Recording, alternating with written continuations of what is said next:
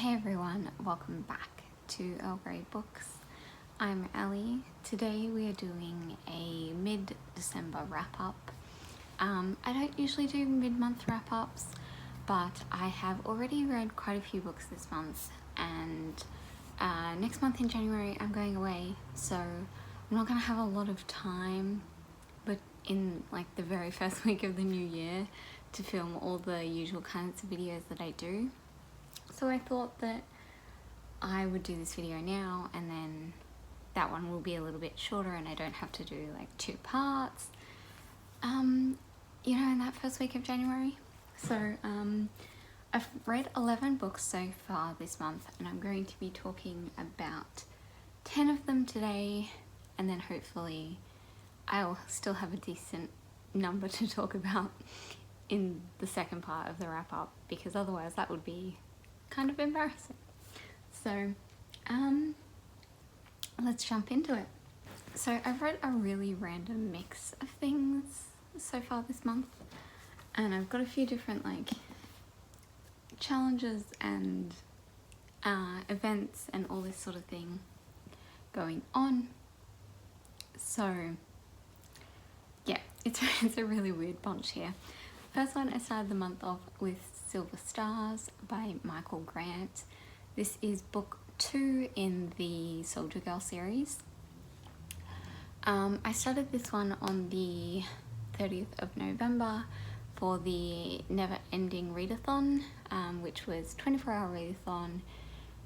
The prompt this time was about continuing or finishing a series. So this was not on my TBR, but I suddenly felt like reading it, so I did. Gave this one 4 stars, really enjoyed it.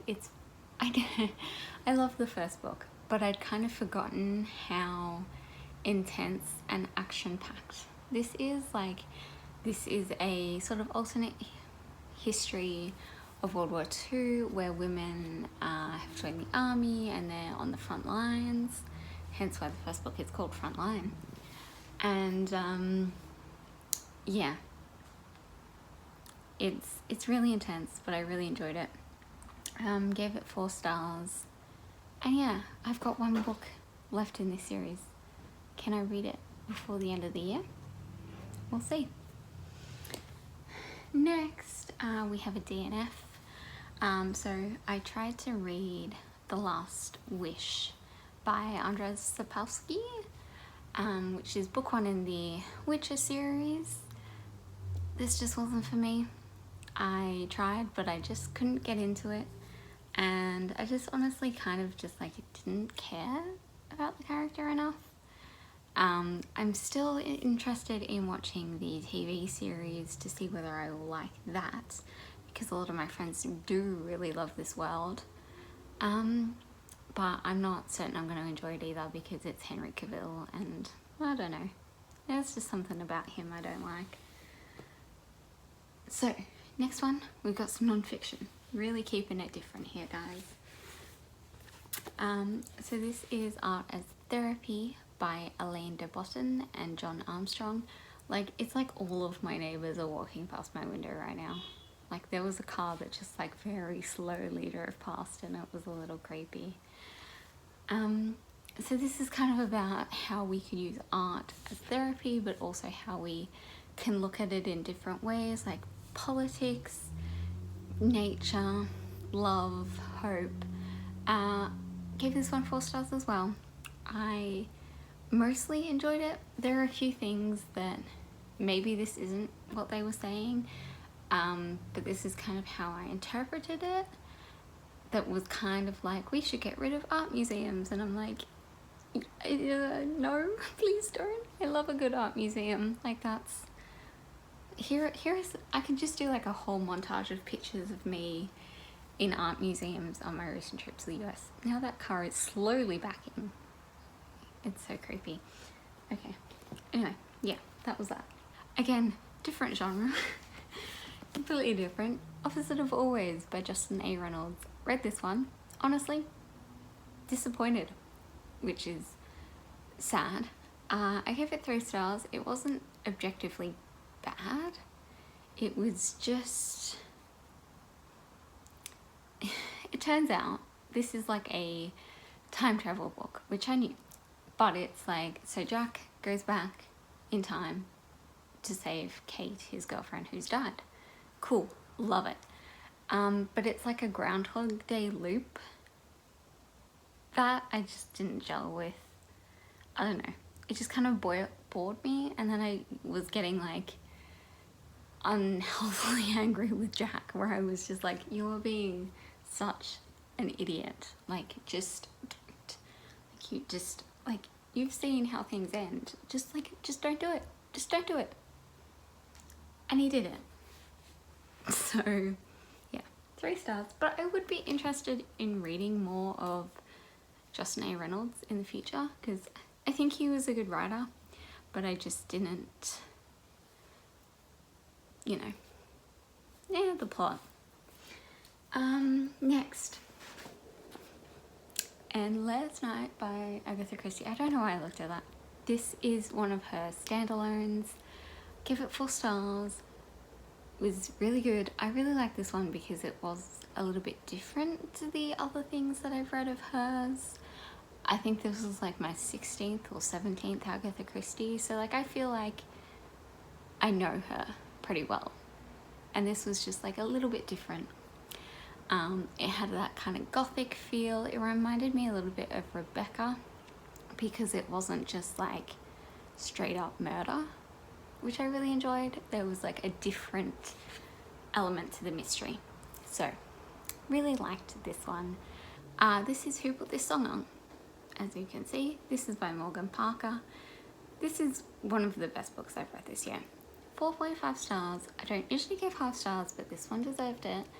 I'm really tough on my like 5-star rating. Like I rarely give it out unless that book has like really destroyed me completely.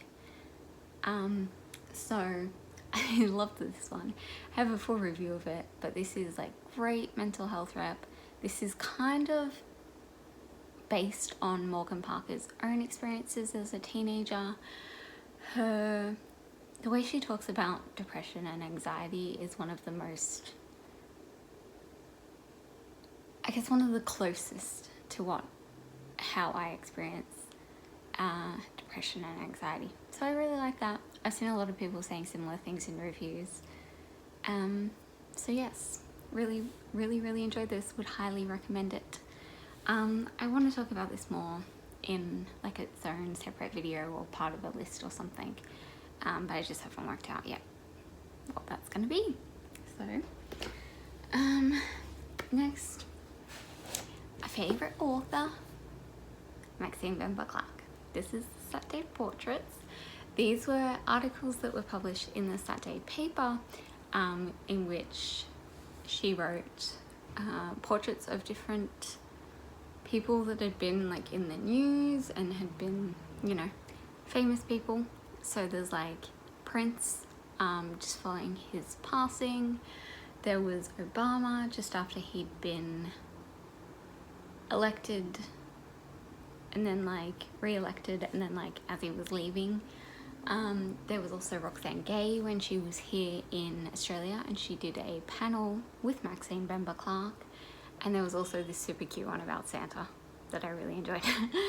I just love Maxine Bemba-Clark. She is hilarious and just an incredible writer, and she knows when to take things seriously and she knows when to have a little bit of a joke.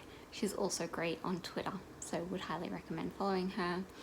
And I know that a couple of different challenges for 2020 have books about reading Australian authors or Stellar Prize winners, or not Stellar Prize winners, just Stellar Prize nominees is the word I'm looking for, which Maxine Bemba-Clark was nominated for twice. So I'm just saying that not read harder, the Reading Women challenge. Get on Maxine Bemba-Clark, guys. Hello, friend. We are here for cuddles. Okay, we're almost there, Purse. So next up we have some poetry, of course. This is the collected poems of Robert Frost. It's a little bit, yeah. This book got rained on once and it's never recovered. I'm sorry. So yeah, rated this one 3 stars. I can see how Robert Frost is a really popular poet. I thought his poetry was beautiful and well written, but I just didn't really feel any emotional connection to it. So this one's not for me, but I'm glad that I read it anyway. 9th book of the month was Ninth House, and I totally didn't plan that. Like, it just happened that way, and I was just like, wow, look at me. So obviously Leigh Bardugo. I'm sure you all have heard about this book. Yeah, I really enjoyed this. It took me a few months to get through, but I think that really had nothing to do with the story for me. It was more that, well, I guess it did have to do with the story, but it wasn't because I wasn't enjoying it. It's because this is incredibly dark and twisted, and I just, like, yeah, it was just, I needed some happy books at the end of October, and this wasn't it. But I've read it now and I loved it, 4 stars, and I can't wait to see what happens next. I really love the characters of Alex and Darlington. They're just great. I love how sassy Alex is. Like, she's like absolutely no shits to give, and I'm just like, yes, I wish I could be like you. So yeah, really enjoyed that one. And then my final book for this section. You're sitting very weirdly on me. It's strange. This is How to Cure a Ghost, which is also a poetry collection. This one is by Fariha Rosin, with illustrations by Monica Ramos. So this author is an Australian-Canadian who lives in Brooklyn, and I believe her father is from Bangladesh. I'm not sure where her mother was from. That wasn't like super clear. But this is just beautiful. Let me find you. There's one illustration in here that I really love, and I don't know if I'm going to be able to find it. Yeah, that one will do. So it's like this. They kind of remind me a little bit of Frida Kahlo, which I enjoyed. This was just a collection like full of emotion, and it was just really beautiful. Some of it hit me really hard. Other bits in there that are really like positive about like self-love and things like that. I know it has been kind of compared to Rupi Kaur, as all modern poetry is. I feel like this has more substance to it than Rupi Kaur does. Like I enjoy Rupi Kaur, but like she does kind of write full length poems rather than just 1 or 2 lines. She also has a few of those, but I like this style. So yeah, there we go. Those are my reads for the first half of December. I have so many more books to get through, so if we could all just cross our fingers, both of them, that I can get some more reading done this month, that would be great. But for now, I will see you all guys, see you all tomorrow. Do you want to say bye? Look at your little face peeking up there. You're beautiful.